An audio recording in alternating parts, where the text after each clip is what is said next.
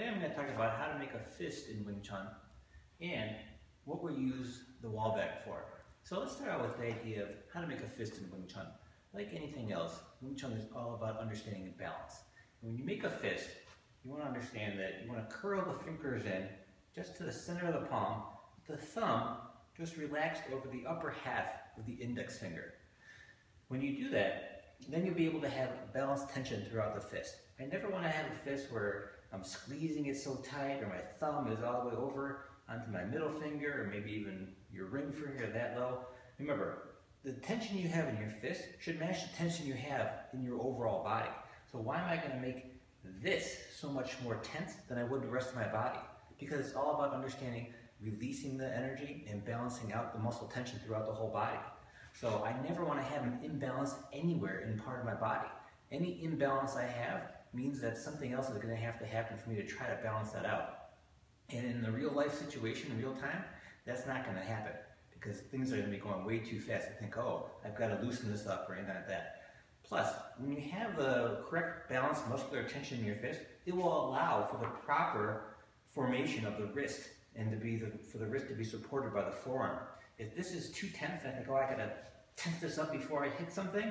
Again, I'm not going to allow for my fist to be naturally supported by the wrist, which will be naturally supported by the forearm, and so on up the line to be naturally supported by the body.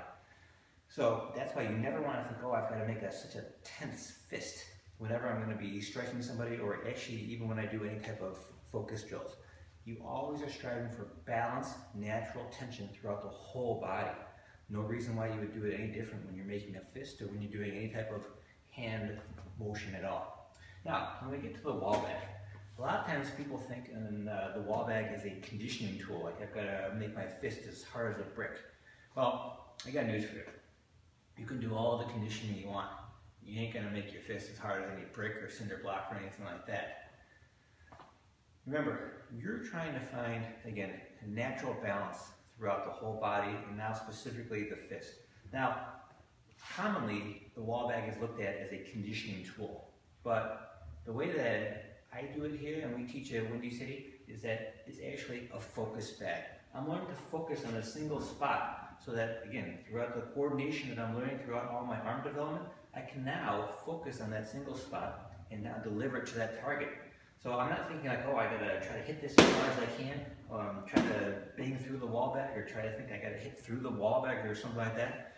You hit through the wall bag, that mentality, I guarantee you are not going to be learning to control the muscular tension that you want to learn to control when you're doing any type of Wing Chun.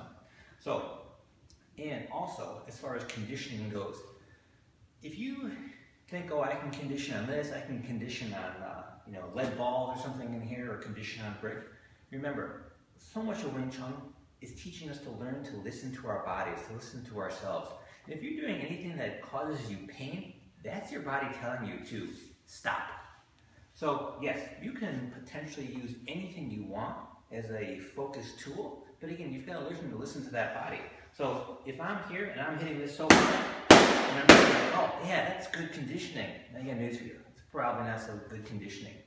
If you're doing something that makes your hand sting at all, or even worse, makes you go ouch, well, that's your body telling you, hey, you're doing that too hard. You know, there's a Kung Fu saying, it takes a year to condition the fist, 5 years to condition the palm, 10 years to condition the fingers. And the reason for that is because as the nerve endings terminate into your fingers, they become finer and finer. And as they become finer and finer, they're more easily damaged. So if you're sitting here with like your fingers and think, oh, I'm going to condition my fingers, I'm going to pound on this bag, wail on this bag. Oh, right there, I just felt a little sting in my finger. It's too hard. No, anytime if you're going to do finger work, and I'm just thinking like, oh, just touch, touch, touch. But again, I'm going to focus on the target. Touch. If I want to use the palm, touch, touch, touch. Focus on the target. If I want to use the fist, touch, touch. Say I want to use just a solid object like the garage door here. I can use this.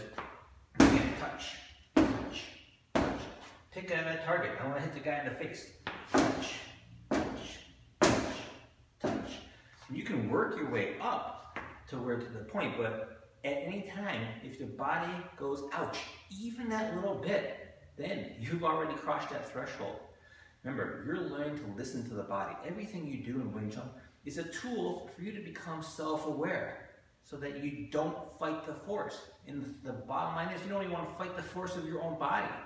We'll get deeper into that subject, but that's a really deep subject to get into. It takes a long time to develop the coordination and then ultimately even the awareness, and to combine that together, the awareness and the coordination, to come together for the total full body application.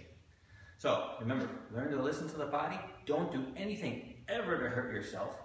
And remember, the purpose of the bag is to focus on the target, not just to freaking think I gotta hit through this.